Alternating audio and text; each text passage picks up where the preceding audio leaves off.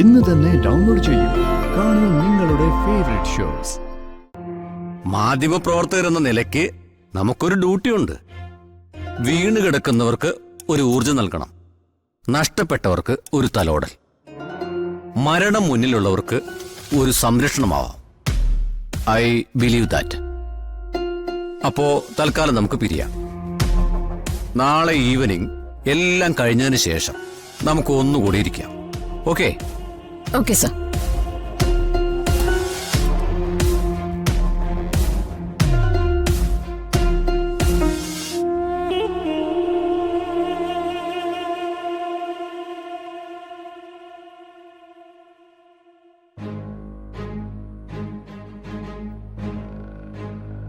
രാമകൃഷ്ണേട്ടാ.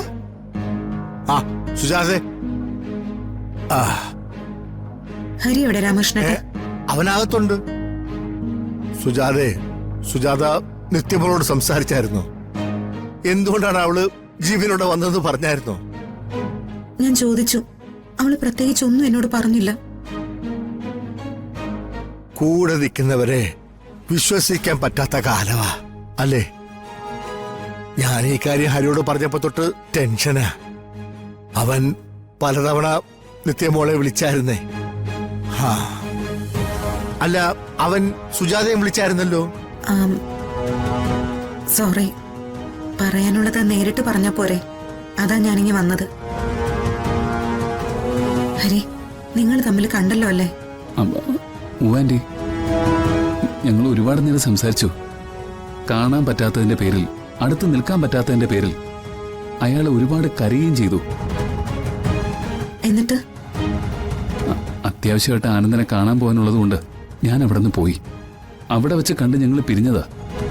പിന്നെ ഇവിടെ വന്നപ്പോ കേട്ട വാർത്ത വേറൊന്നാ. ഹരി, എനിക്ക് ഒരിക്കലും ഉൾക്കൊള്ളാൻ പറ്റാത്ത കാര്യമാണ് നടന്നത്. ജീവൻ ഒരാളെ അനുസരിപ്പിക്കുന്നത് എന്തെങ്കിലും ഭീഷണിയിലൂടെയാണെന്ന് അറിയാലോ. അങ്ങനെ എന്തോ സംഭവിച്ചിട്ടുണ്ട്.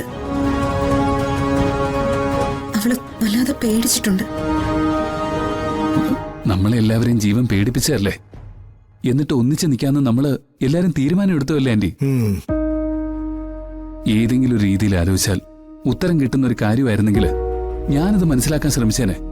പക്ഷെ ഇത് എങ്ങനെ? മോൻ സമാധാനമായിട്ടിരിക്കെ. അവൾ എന്നോട് പറയും.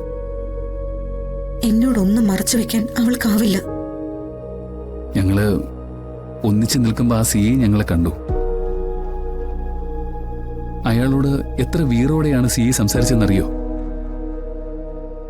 ഞങ്ങൾ ഒന്നിച്ച് പുറത്ത് സംസാരിക്കുന്നതില് കുഴപ്പം എന്താണെന്നൊക്കെ ചോദിച്ചു. നിങ്ങളുടെ ഭാര്യ പുറത്തു പോകുമ്പോ മറ്റു പുരുഷന്മാരെ കാണാറില്ലെന്നൊക്കെ ചോദിച്ചു. അല്ല, അത്രയും ചങ്കൂറ്റത്തോടെയൊക്കെ സംസാരിച്ച ഒരാള് ഒറ്റ നിമിഷം കൊണ്ട് ഇങ്ങനെ ചേഞ്ച് ആവുമെന്നൊക്കെ പറഞ്ഞ സുജാതെ തകർന്ന് തരിപ്പണമായിട്ടിരിക്കുന്ന അവസ്ഥയില. ചെറിയൊരു തള്ളുമതി നിലമതിക്ക്.